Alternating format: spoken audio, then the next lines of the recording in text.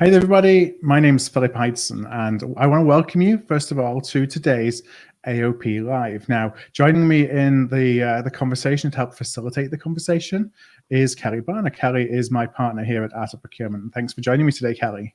Absolutely, Phil. We're looking forward to this conversation. Yeah, so today, if you've not been to an AOP Live before, just a little bit of the housekeeping.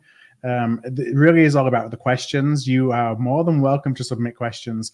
You can do that easily in the tool that we use here. Just look at the chat and you can pop anything in the chat there, or there's a Q&A tab as well with the little speech bubbles on. So Kelly and I will both be kind of scanning through any questions that come in through both of those channels as we go through today's conversation. We welcome you to really ask anything as we go through, and we will bring as much as we possibly can on stage over the course of the next 45 minutes or so. Now, the topic today is renaissance versus resistance. So how is procurement actually receiving AI? We've talked about AI a lot, I think, over the last, I don't know, it seems like the last 12 months or so, not just in procurement, but just across industry. And so, we kind of get into the time of figuring out, okay, what's happening? What are some of the use cases, and how do we kind of manage that human and machine relationship? So that's what we're going to be talking about today. We're going to be joined by Darshan Deshmukh. Now, Darshan is the president at ProcureAbility. He's a friend of AOP. He's been on a couple of podcasts recently with us as well. So we want to welcome Darshan to the conversation.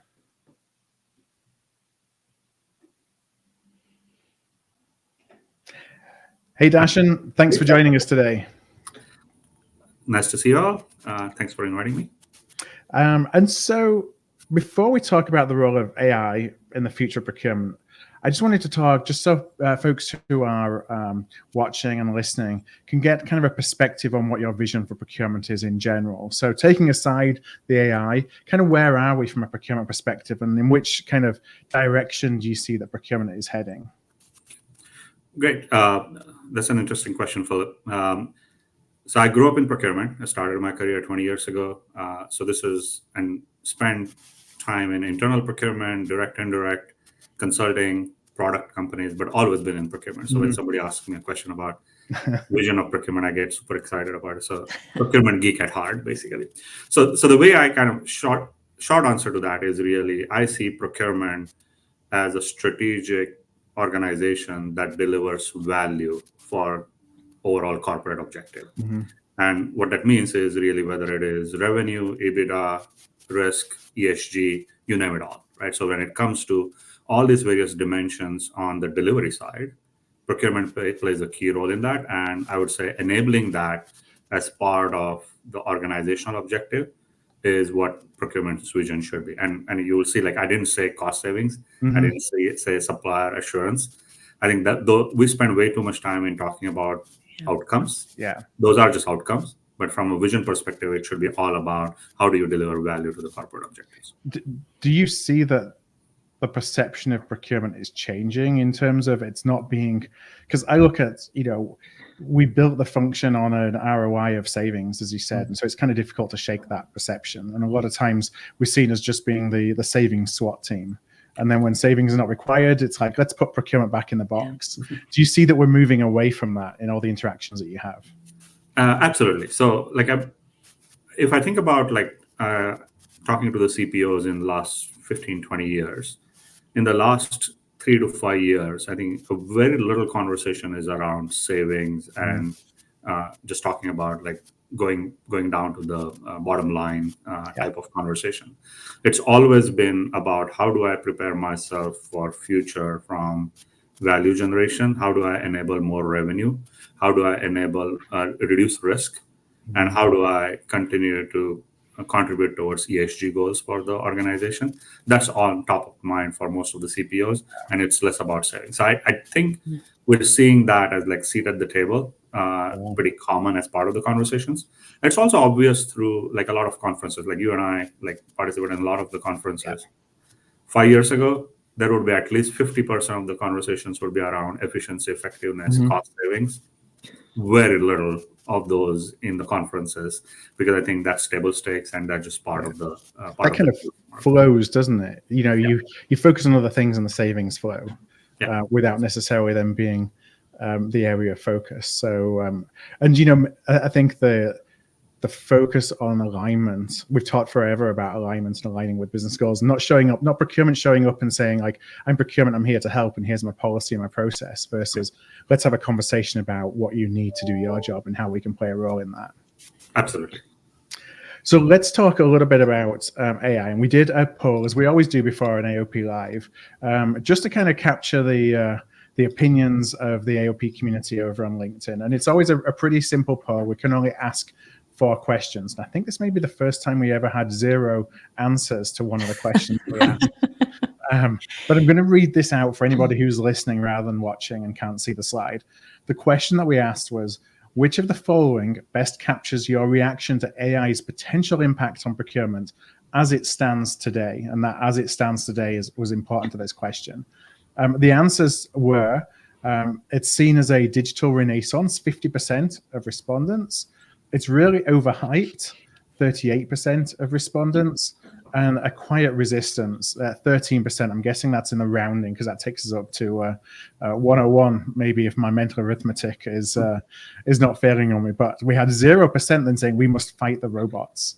So when you look at that response, what's your general thought about those answers? So this is an interesting statistic. I think we did something similar to this maybe a little bit over 18 months ago. Mm-hmm. And it was more of a normal distribution where like you had like 10% on both sides and 80% were in the middle. And you have a lot more now kind of ready for digital renaissance as part of the conversation. And I attribute that to a couple of things. One is just the mainstream usage of generative AI with ChatGPT. I think where people are starting to see day-to-day tasks being automated and being able to touch and feel the actual AI as part of the day-to-day world, right? Mm-hmm. That it's the change management aspect of any technology where people are starting to see the results, starting to get to touch and feel at a day-to-day level. I think that kind of made them a lot more comfortable as part of that. That's number one.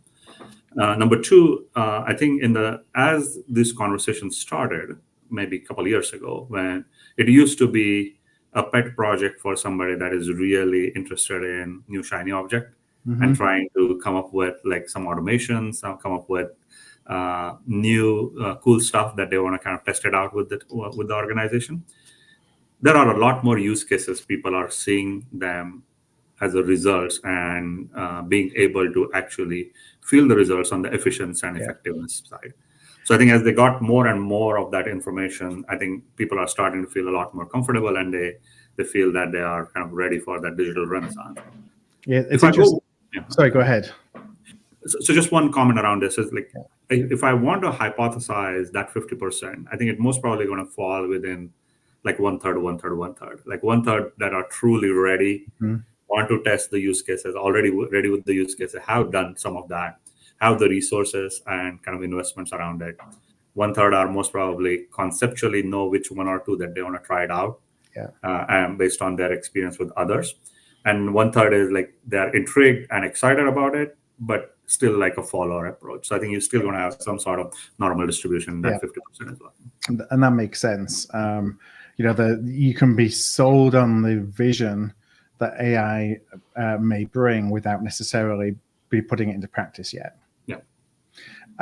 You talked about use cases, and actually that's one of the most common pieces of feedback we get from practitioners right now is there's not enough specifics about kind of the business impact to match the hype, and that probably ties into the really overhyped comment as well. I wonder if you could just share some examples where you've seen AI used in practice by procurement teams. So just one comment before I get into some of the use cases on the overhyped, like that almost 38% that are in that. I feel that most probably attributed to the information overload. Like wherever you go, we're talking about AI, and when people kind of think about, okay, how does that change my life, and am I able to touch and feel the changes or not? And if not, then the skeptic then comes out, and that most probably I think some of it is kind of coming out of that. So I think maybe we can kind of transition into some of the use cases that we are kind of seeing that are pretty standard. And I can use like few of those. Like I have a lot of them, but I think maybe a few that would be a good sample. The first one that we see this pretty common is on the spend analytics and market intelligence integration side, which is, if you think about spend analytics, like getting the line item level details when it comes to systems of record from ERP, that's pretty standard, where it's the information is available in ERP, you pull it in and then create a spend cube, but that's generally backward looking. Then you have the secondary sources of information like P cards and credit cards, all of that. But then it used to be a lot more heavier emphasis on looking at that information and making sense out of it at a line item level with human interface. With AI, it's starting to become a lot more automated, where you can get that visibility at a line item level where we don't have to parse out that information. It's all kind of in one place and being able to efficiently manage that. That's number one. Number two in that is integrating market intelligence into the spend cube. It always used to be looking back, where I say, what happened, both on the spend side and also on the MI side. It's becoming a lot more looking at for future, getting the information for future, and coming up with recommendations for what each spend categorization would look like and what should be the actions associated with that. So we're seeing a lot of that. Now, if you think about this, it is still less about generative AI, it's more passive AI, where you are creating more intelligence for yourself to take the action, right? So that's number one use case I think we're seeing. It's an easy one because it's efficiency and more data driven, right? Number two, where we see this pretty common right now and is on the CLM, contract lifecycle management side, because it's all about data. It's all about the metadata, figuring out the fields, figuring out fallback positions, and coming up with recommendations around that, right? So we see that as the second use case where AI is being used very effectively, because it used to be very human-heavy process. Now I think it's becoming a lot more automated, a lot efficient. You have some upfront investment to build that out, but as you build it out, I think it's starting to become a lot more evident that AI plays a key role there. Third use case I can think about is on the invoicing accounts payable side. And this is one of those where it's all about scale. If you think about like AP, right, when the request comes in, the invoice is submitted, you do a three-way matching, pay, and then you reconcile based on whatever issues that you might have later. All of that needed a lot of human intervention, and it was prone to errors. It's more audit-based process where you may find some issues and it's a reactive way where you go back to the supplier and reconcile, right? Versus now AI is sitting in the middle of the whole workflow in a lot of our use cases, where when the request comes in, AI looks at the contract, looks at the line item level details, looks at the sourcing platform to make sure that it followed the sourcing strategy, figures out the rate cards, does the matching, comes if there are any issues, then we'll raise that as a flag and then gives a recommendation on what should do, right? So that's becoming a lot more efficient as part of the process. So these are kind of the few examples that come to mind when it comes to use cases that the clients are using pretty regularly.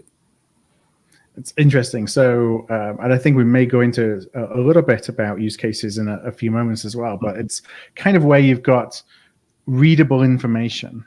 Yep. So readable information, it can be numbers, and it can be just language. You talked about contracting, but readable information that then it's almost like the mix of automation plus, as you talked about, kind of the passive AI, and bringing those things together to lead to a certain interpretation of information, as opposed to going and generating some new information by, going and jumping into a data lake and suddenly telling you everything you need to know about, some specific opportunity that might exist. Yeah, and I think if you think about the semantic search is not new. I think when you think about it, just got a lot more enhanced in the last couple of years. Machine learning has been there for a while. Right. I think this just got on steroids as part of the AI kind of maturity. And as it got started becoming mature, I think the use cases started becoming a lot more evident as well. Yeah. I was I'm on a board of one advisory board on one of the VC firms that is focused on the services. And one of the conversations that we are having is this is almost like a similar life cycle that cloud went through 20 years ago. But then cloud was over the period of maybe 20 years. Versus AI is going through a much shorter life cycle. So, but it's a similar maturity curve when it comes to adoption on how people are feeling comfortable about it as well. So then would you think that it's going to kind of quieten down a little bit before some of the use cases become more prevalent, or we're just in an accelerated cycle? So I think it would go a little bit in kind of ups and downs. Right now, it's in the process where that initial use case development and testing and hypothesis and maturity is in full swing. I think once you get that, I think you're going to get some adoption with like late adopters in that next second phase, where everybody is kind of getting into that sandbox of delivering similar way. While some of the leaders will continue to build the new use cases, right? So you're going to have a little bit of a seesaw effect where you have first adopters, the late adopters kind of catching up, but then continuous development with some of the first adopters in the next phase as you go along. So I would say it will feel like a little bit of a seesaw as you kind of build more maturity within the platform. And if you think about cloud, it went through the same thing. Like it was like everything was about cloud. Then it kind of died down for a couple of years. Not died down, but like it was slow for a couple of years. And as it became mainstream, then everything was on full throttle, right? So it will be I think similar when it comes to AI. Yeah, and when I think about the resistance, what I just wanted to mention about that is I think we can discuss when we will be impacted by AI, but I think it's going to happen in some way, shape, or form. And so, I always look at resistance. I've talked a lot about my background before in the outsourcing space, and there was a lot of resistance to that. And there's always there's always resistance to the unknown and the fear of the unknown and what that's going to do to my job. I always just encourage people that to embrace the change, and you will be more valued, and your career will have greater potential if you are leading the charge or being a part of, being curious about the opportunities that it presents.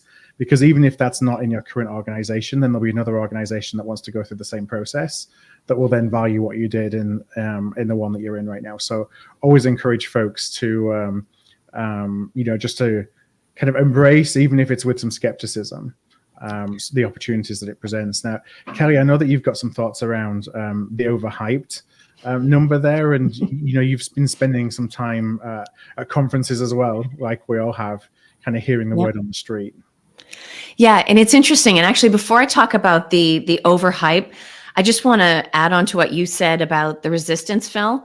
I will actually say the only problem with resistance at this point in the journey is if it's quiet, right? So it's always important to have vocal, thoughtful skeptics. Yeah. Doesn't matter what you're doing, what change you're driving, what you're implementing. I mean, if your resistance is based on the idea that I don't like how this feels, or this is different, and so I'm going to reject it, okay, maybe then stay quiet. But if your resistance is based on, I'm concerned about our data, or I'm worried about how this is going to affect our internal stakeholders, then you need to stop being quiet. Remain constructive, but absolutely speak out, because those things should be addressed. Those questions should be asked. And if there's a meaningful effort to bring in AI in a way that will drive good business outcomes, that resistance should be welcomed. Now, as far as the being really overhyped goes, I definitely admit to being in the either 38 or 37%. Clearly, I was involved in the math on this poll. But the interesting thing about it is I actually think my perspective on the overhyped also applies to the people who said digital renaissance. So for instance, I think there are two reasons that most people tend to think AI is really overhyped right now. One, and this I know, this is not a suspicion, we hear this all the time, procurement is starving for specifics.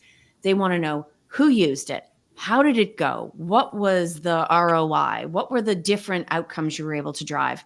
People are desperate for knowing that it's not just, now more fruity pieces in the cereal. They actually want to know, okay, yes, you slapped an AI sticker on whatever the offering is, but how is it going to change what I can do by partnering with you?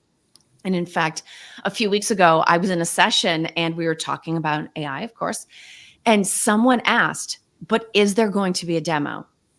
Listen, for anyone in procurement, if procurement asks to see a demo, they are starving to death for specifics. Procurement will never ask to see a demo ever. So that was a career first for me. But the other reason that I think a lot of us, and I'm actually including myself in this, think it's overhyped right now is that there's an educational curve that has not kept up with the enthusiasm curve. So we're all like, yay, AI, it's very exciting. OpenAI has been very visible. So there's some confusion, I think, between when are we talking about generative AI and when are we talking about all AI, which, as you're going to hear today, could do a lot of different things. But the more educated we are, the more precise we can be in our questions, in our investigations. And truthfully, that's where I think that also goes for the Renaissance folks, right? If you think it's wonderful, well, why? Right. And you should still want specifics around what it's capable of doing. So I think it's going to be very interesting to see as we're now sort of in year 2 of this journey of learning about AI and embedding it into procurement. I actually have a lot of eggs in the quiet resistance basket. I think there's some very good work to be done among that 13% of people. Now, Darshan, you talked a lot about some of the use cases. So first of all, thank you for that. We officially can say, check, we've got some specifics, right? We're not just talking generally about AI. And one of the things that I take away from what you shared is that we're likely to not be doing a lot of direct purchasing and implementation of AI, but it's going to be embedded in a lot of our processes and systems, but maybe also between our processes and systems as we think about integration. Yep. Have you seen any cases where AI has been embedded to aid with or improve integration between systems?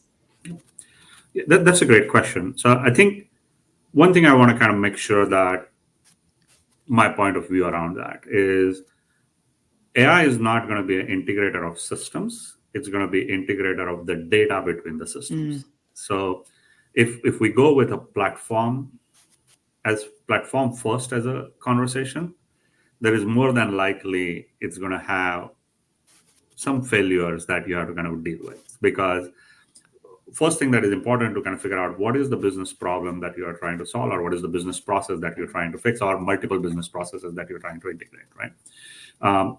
So in the use cases that I'm going to use, I think it's going to be more about using AI to integrate data across various systems so that it flows seamlessly across various systems. I think that's going to be the key there. So the first one that comes to mind that is very common is, and we talked briefly about that in the kickoff, is looking at ERP for system of records, looking at CLM for the contract details and the line item level details, and looking at invoicing and payment systems, e-sourcing platforms. Invoicing and payment systems, most of them will come from ERP, but then you have the e-sourcing platform where you're looking at the whole sourcing process, quotations, historical background, and all of that, right? Let's take a process, as a process like the rec to PR process, where a request comes in to buy something, right? Traditionally, what would happen is it will come in, it goes to somebody that looks at it, sees whether it follows the sourcing process, looking at the e-sourcing and figuring out whether it follows the strategy, looking at the category plans, all of those things. It gets released as a purchase order. Somebody submits an invoice against it. Somebody looks at that, again, does three-way matching and releases the payment. Any issues with the payment in future, they will get reconciled as another reconciliation process, right? So a bunch of human intervention into that, right? In the new process, I think the AI will sit in the middle of all of these three technology platforms. And we're seeing that as like a common trend, where a request comes in, AI would look at that at line item level, like a PR request comes in. AI will look at it, goes to the e-sourcing platform, looks at the RFP details, checks it out, and if it follows whatever is agreed upon within the RFP and the awarded supplier, it will release the purchase rec and it goes to the PO, right? And it automatically gets released. When supplier submits a invoice against it, the three-way matching is you're looking at the contract, you're looking at the services, getting the confirmation. But the key part here is now with AI, the AI would look at all the line item level details, whether it's rate cards, rate tables, making sure that it fits with that, whether it is payment terms are right. So when we think about it, we say, okay, payment terms accuracy. The check is generally whether it's right as per the invoice, but there are mismatches between the contractual terms and the invoices at times. And we see that actually like 1% to 2% invoices are paid earlier because that match is never caught. And you catch that later during the process, right? So AI is going to kind of putting that as part of the approval workflow is accelerating it, but it also catching the issues during the process, not necessarily after the fact, right? So that's like the second use case when it comes to like integrating the systems.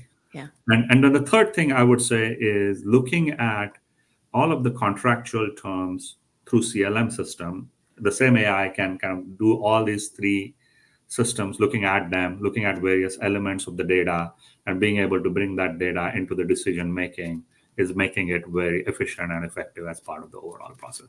So that would be like number one from an integration standpoint.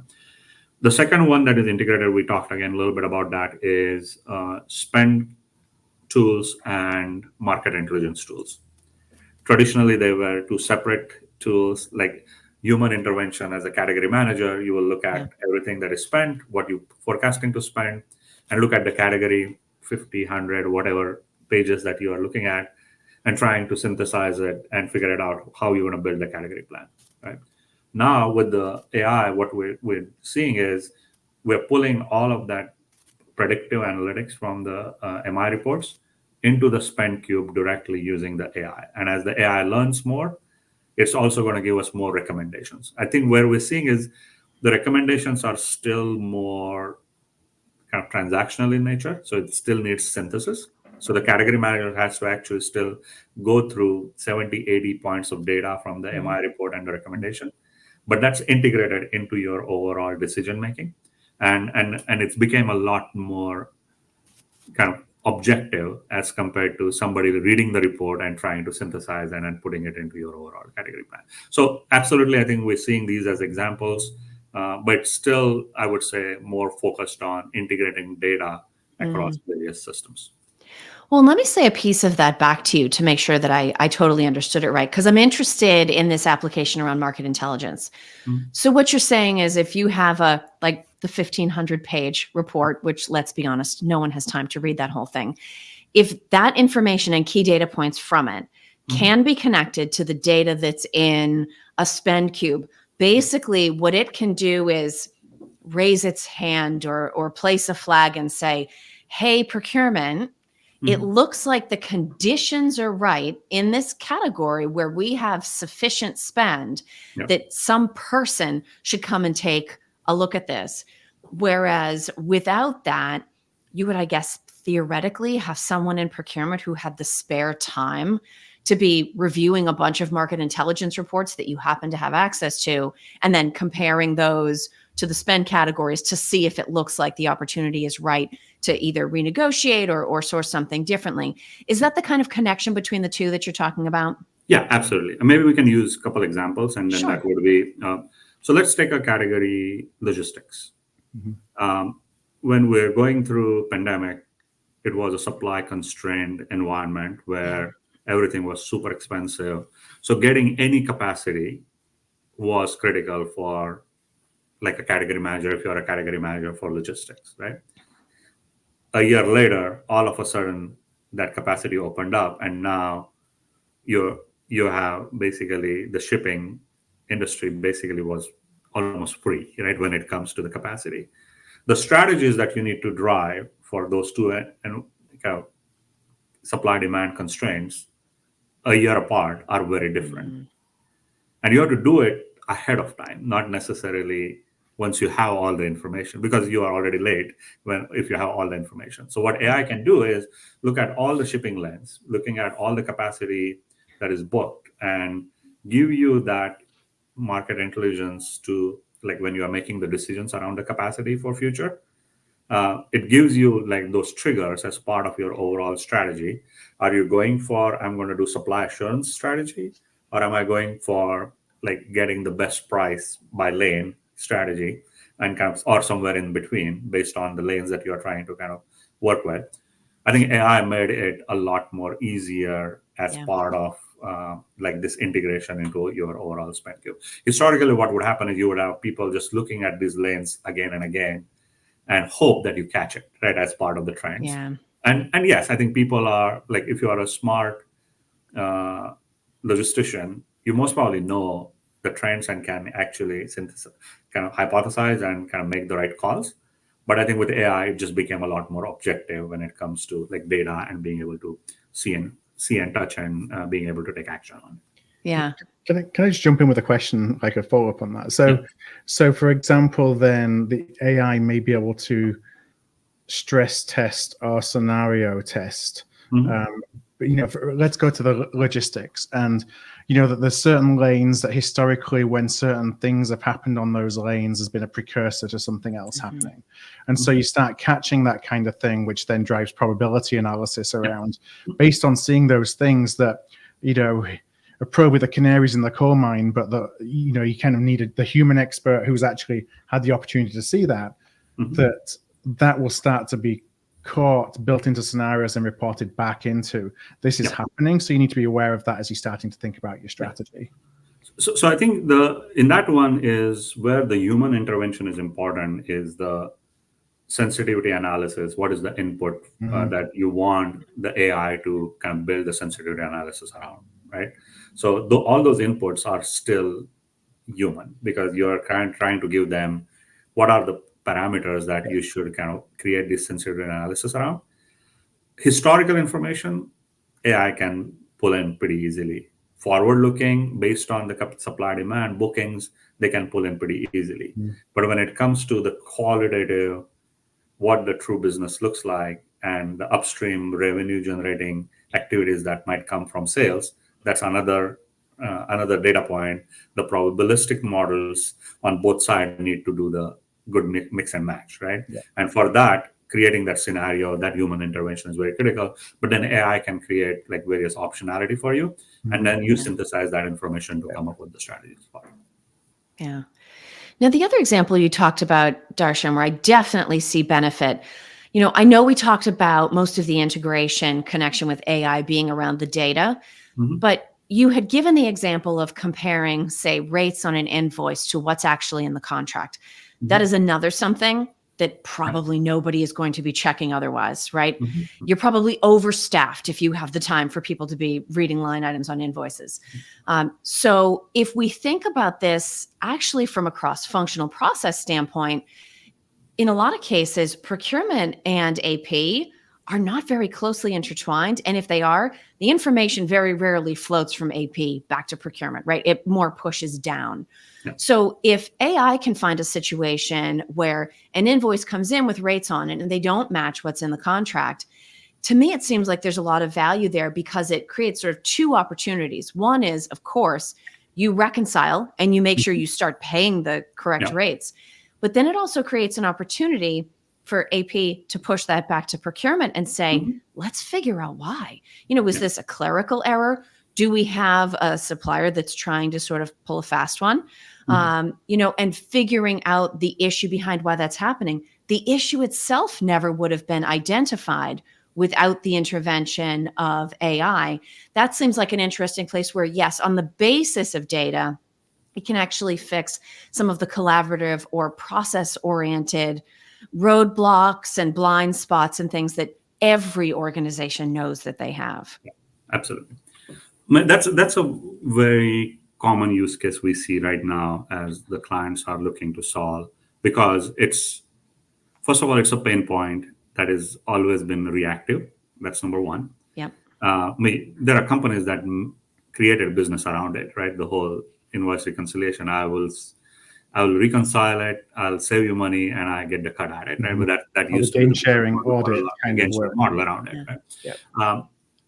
I think as you think about putting AI into that workflow, one of the big, as you pointed out, Kelly, is in most organizations, AP sits within the finance organization and procurement doesn't.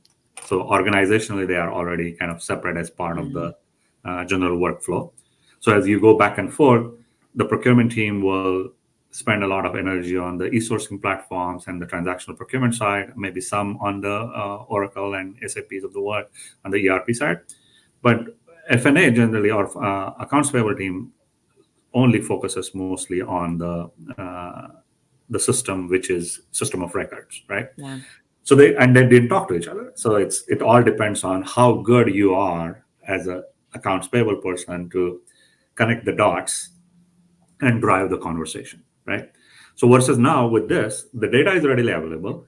So you're spending less energy in identifying the issue. You're focusing the energy on what is the systemic issue associated with that, right? So going back to, is the supplier actually putting the right payment terms as compared to the contract? Yeah.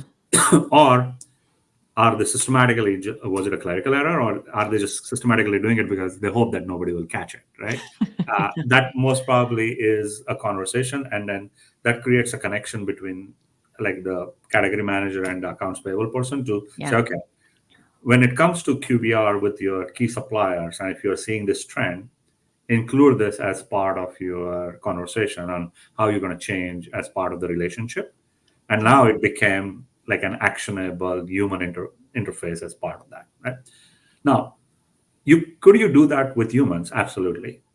It just takes a lot longer, right? Because it's not easy. You have to read through a bunch of documents, go through various systems to be able to do that. I think that's where AI is really kind of helping us. Is it just became a lot more efficient and humanly possible. That's number one. And then number two would be it creates a debt within the organization when you do reactive reconciliation, because you have to go back to the supplier, keep on debating it, beat them up to get the better deal for future, right? All of those things. It's a debt creation action, because it's not a collaborative action. Versus when you put this into overall workflow, it definitely helps you in driving the right type of conversations internally within the organization. Yeah. Now, one more question about use case, and then Phil, I'll hand off to you so we can get into sort of some of the human side of all this. Darshan, we've talked a lot about general AI, but what about generative AI, right? So a lot of people kind of associate AI overall with ChatGPT. I mean, it's one application, a very useful one.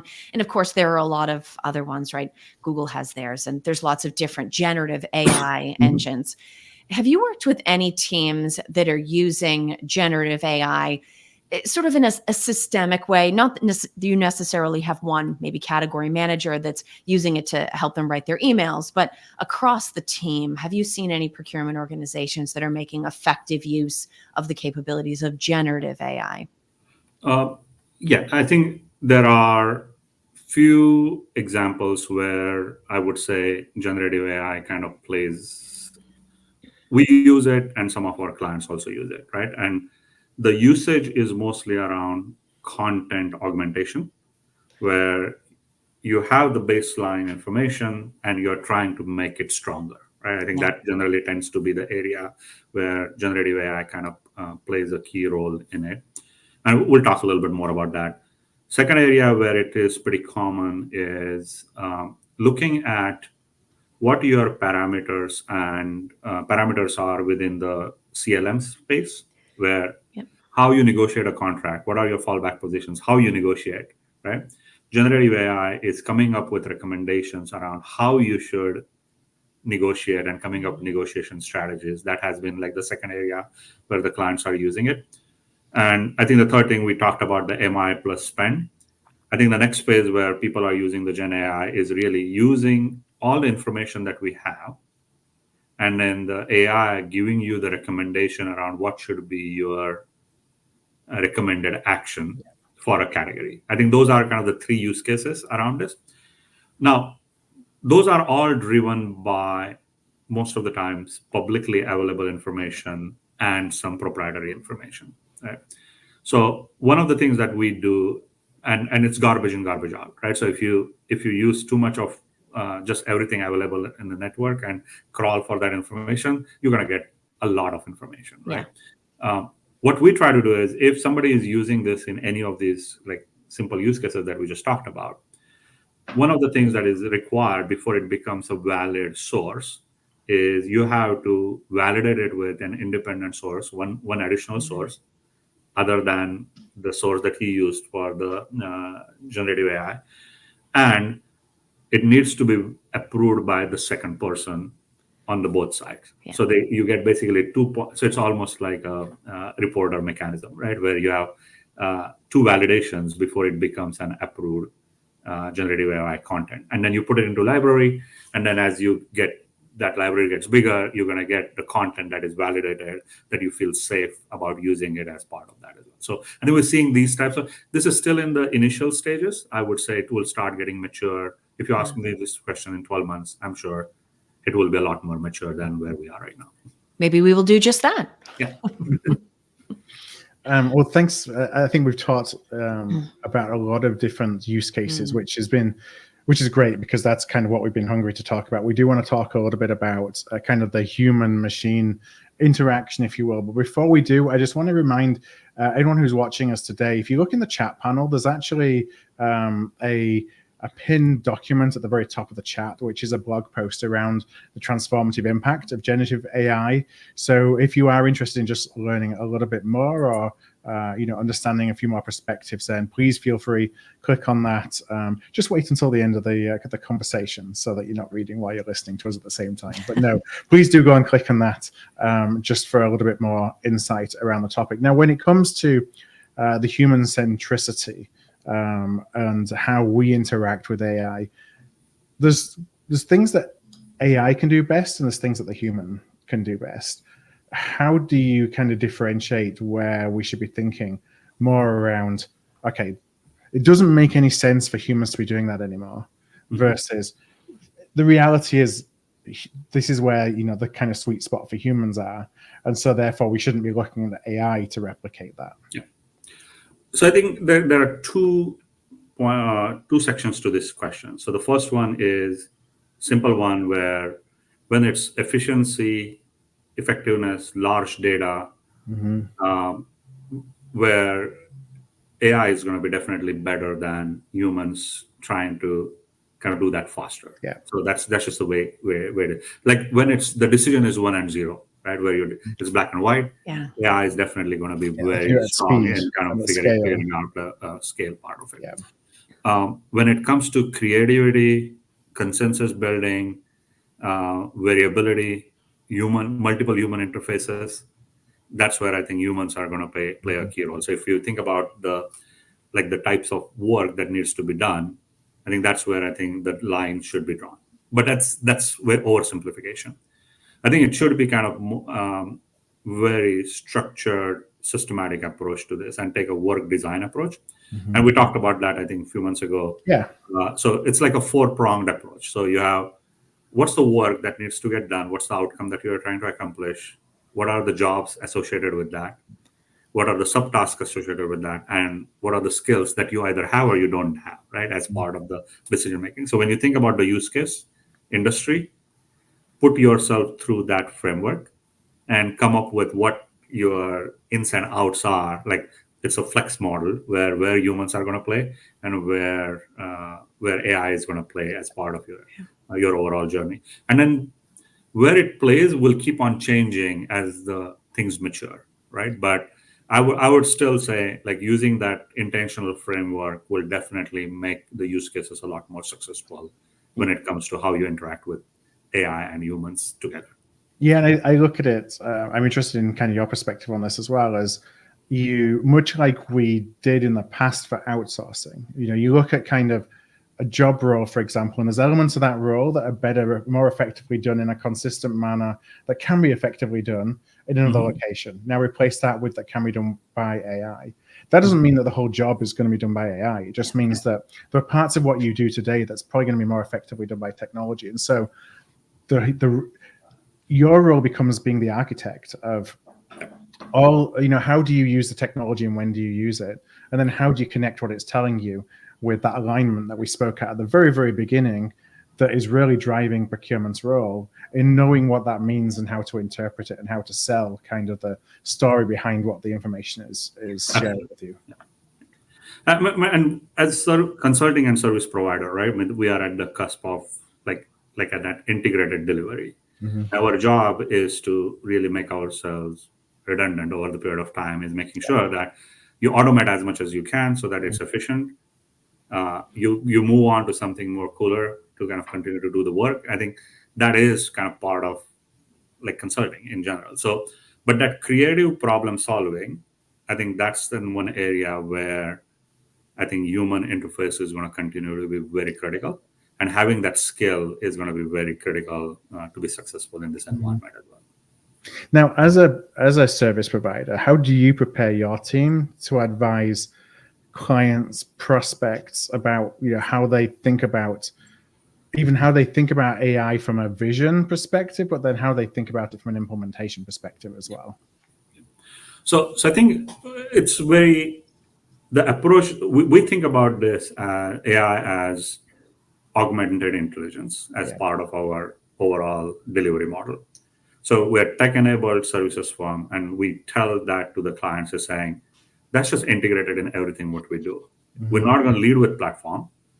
We'll figure out what's the right process and problem that we're trying to solve, and we'll integrate the right type of technology in solving your problem. So that's number one.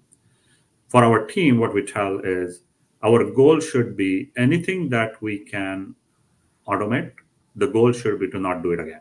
Yeah. So when you put together the process roadmap and the transformation roadmap for the client, that should be our thought process is, if we do think that this can be automated, our goal should be next time when we do it, it's not done by us as a human, right? If you think about it, that's like a strategic cannibalization of your own work, right? But I think that is critical part of what we do, because that's where I think clients are going to see the value as we kind of integrate that. And we keep on pushing that as part of our overall DNA within the organization, is that's how we should drive that conversation with the client. Yeah. Third thing I think that is critical is, as a consulting provider or a service provider, creative problem solving has always been one of the key, people hire us to do that. Yeah. So how do you elevate that skill set through training, through that has been one of the key aspect of our training plan, is making sure that people are ready to continue to up-level their creative problem solving.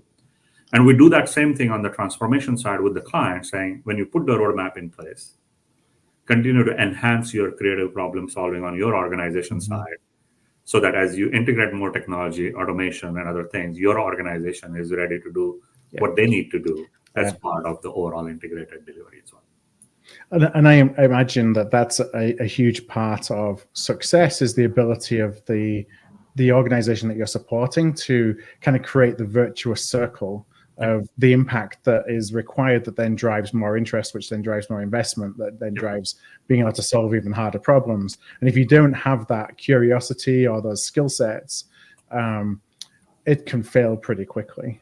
If you still have that fear. Yeah. And then some of this change management and consensus building, that's part of any change. Yeah. Yeah. So that's any transformation project that we work on goes through that life cycle.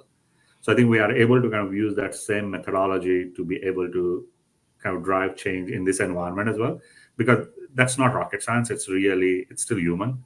You still have to drive that conversation with the whole organization, but drive it in a systematic way so that it becomes sticky, and you want to keep on having that systemic change within the organization as well. Yeah. What do you look at that needs to be present, to effectively implement a roadmap that integrates AI from a client perspective? I'm thinking other red flags that don't exist, that you think this is going to be really tricky for you to actually get unless you invest in some other kind of infrastructure or foundational capabilities.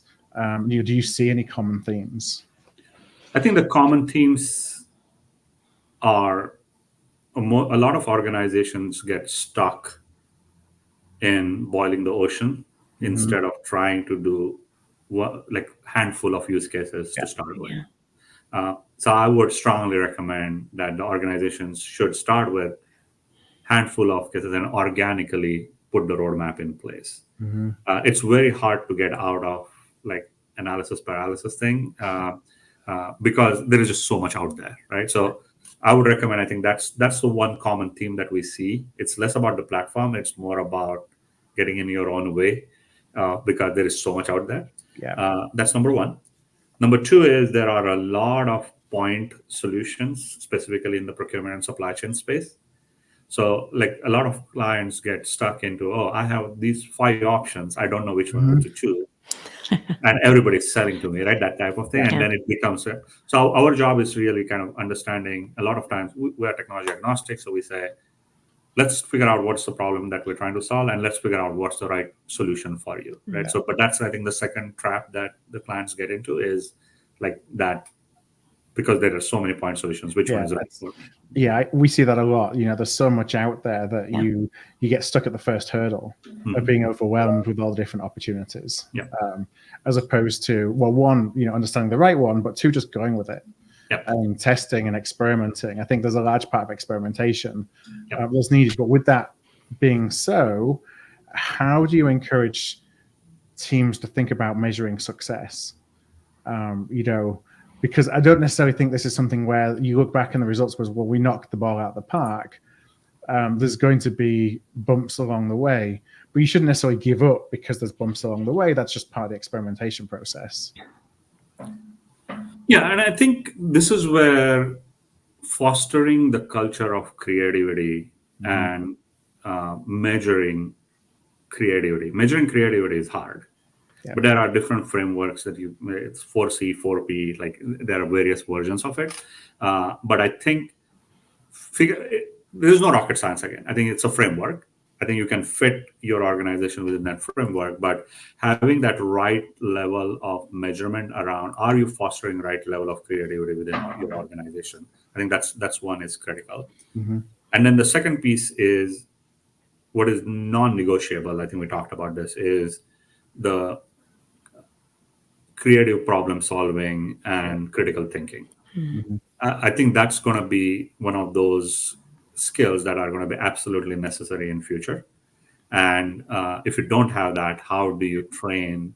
And it's, when I say you don't have that, I take that back. I think it's more around, as procurement professionals, we use our efficiency and effectiveness play muscle so much that we forget that we have the creative problem solving muscle, and we don't use it. We overuse the other 2 muscles. So it's really, how do you continue to help your team to use that more so that you can continue to build that further? And I think that would be the second piece that I would say we should be focused on. Right. Now, I know it's about time to wrap up, so I'm just going to ask one final question. And this is actually going to spin us all the way back to the beginning when I asked you about kind of the vision for the future impact of procurement. Is AI an accelerant of the vision of procurement? Is it a enabler? Is it is it something that's been thrown at us from left field that's having us think about, rethink everything that we do? Like, how do you see the role of AI and some of the use cases and the potential future use cases actually impacting what the future role of procurement actually is within an organization? So I think I'm a strong believer of that human-centered AI, HCAI model, where I do feel AI becomes an enabler for us to do our job better. That's number one. Can it be an accelerant to everything what we do? Absolutely, if used right way. And I think ultimately it's going to change the type of work that we used to do. Now, people think about, like, is that a dramatic change? But if we think about like our careers from last 20 years, how we used to do procurement versus how we do procurement now, that's also a significant change and how the technology played a key role into it. And I think AI is going to be similar, where it just gets, like, the types of skills that are needed to be a successful procurement professional is going to change a little bit, but it's going to be like an integrated part of how we deliver the work. And that there's always debate around the team size and what's this going to do for the size of the team. And I have a few opinions on that, but I'm not going to bias by suggesting what they are. How do you what do you think this looks for the organization of the future for and the operating model, and how many folks are needed to kind of feed that operating model for the typical procurement organization?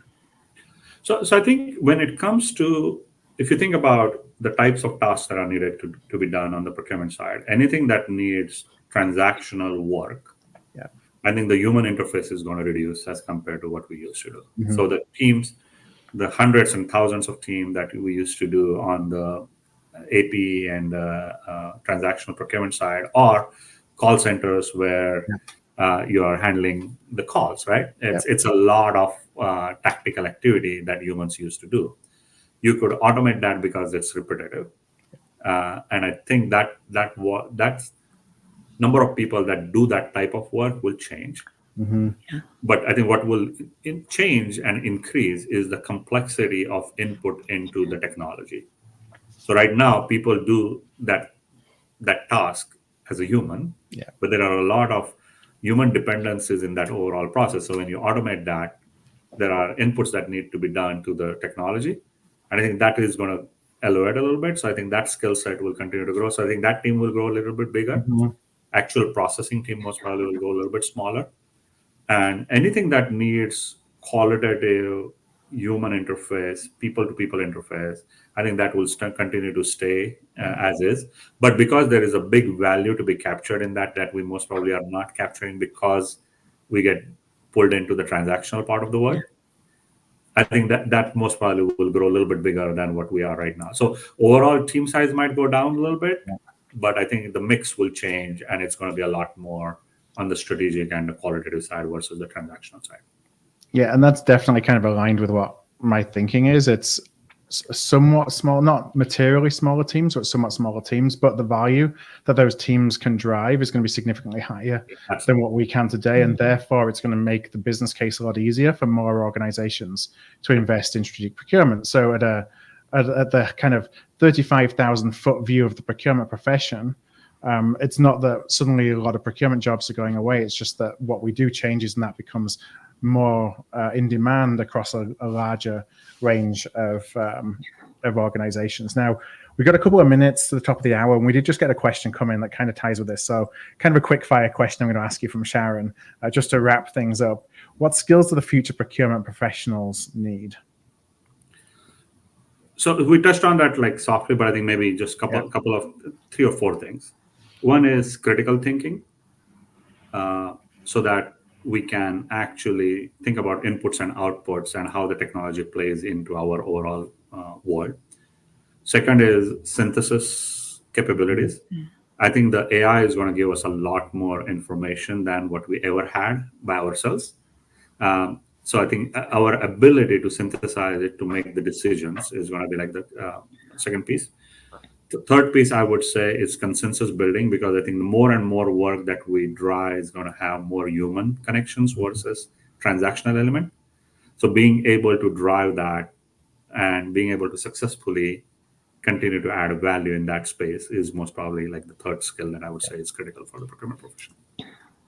All right. Well, we're coming to the top of the hour. Like I said, I want to thank you for joining us, Darshan, and a really good conversation about some real life use cases, which I think helps us visualize the opportunity a little bit more and provide some ways to get started today, which I think is one of the challenges that, we just talk when we're talking to folks all the time. That's one of the things that we're hearing. I'm sure that you're hearing that too, is like, help me make this real so that I can better understand what it's really going to do for me.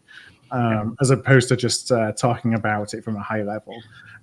If anybody is interested, like I said about earlier, about digging a little bit deeper into the transformative impact of generative AI writing, there's a blog post that we've linked at the top of the chat. Please go and take a look at that if you have any interest. And with that said, thank you for joining us, and thank you everybody for being a part of the conversation. We really appreciate it.